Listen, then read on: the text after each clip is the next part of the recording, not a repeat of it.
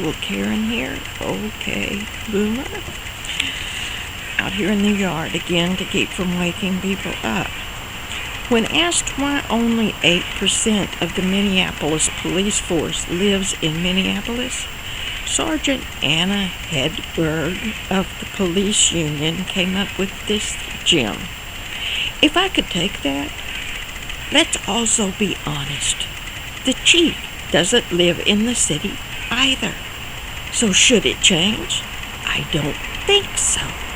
I mean, at the end of the day, if we live in this city, that means we have to shop where criminals that we arrest also shop. And I don't know about you, but I certainly don't want to go to Cub Foods with my two beautiful little girls, I might add white girls, and run into somebody that I've arrested for sex assault, shooting somebody, using heroin. I don't need to put my children in that kind of danger. Okay, so there's the problem with defunding the police, and at first I was a little leery of it, but defunding the police fits on a sign that only one person has to carry and that can be chanted.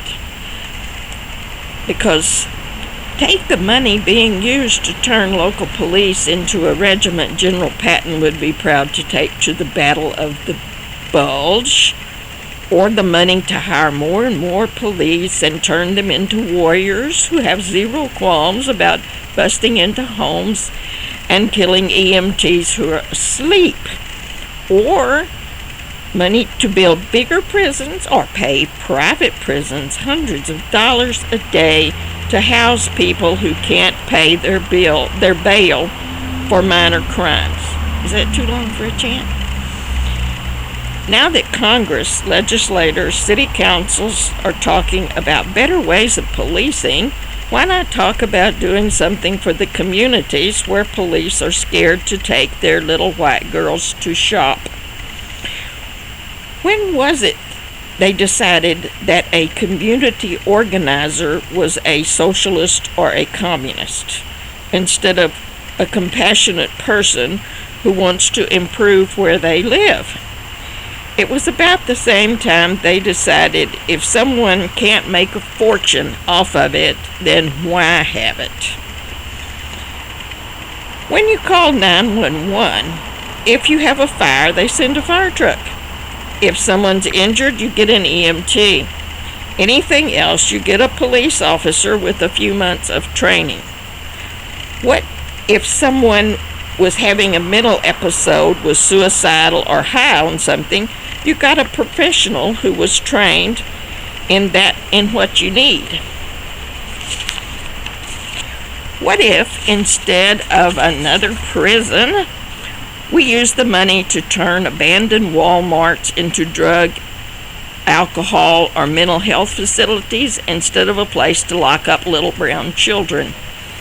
Why not make medical care a right and not a privilege for those who can afford it? And it is the leading cause of bankruptcy for the rest of us. What if we use some of that money to actually help instead of punishing the least of these? What if we had affordable housing with child care instead of gentrifying the entire planet? Rent based on a percentage of income. And those who are not working could do maintenance or child care or gardening or something. Why not get totally radical and have a guaranteed living wage? Stop saying minimum wage is just for kids paying for their own entertainment or gas or a car, because all of that will help mom and dad who have to work 2 or 3 jobs, and then they're accused of neglecting their children. Why not make it possible for a kid to go to college instead of having them have to work 80 hours a week at minimum wage and still not have time for study? Why not improve public schools? Let's pay teachers like the professionals they are and not expect them to teach what they should learn at home or in Sunday school. Why not pay them so they can take care of their own children without having to have a second job? I'm one of those goofy people who think it is just not possible to overpay a good teacher. Why not have the police take care of the really dangerous stuff and have prisons just for those who are an actual danger to the community? Thank you. Bye.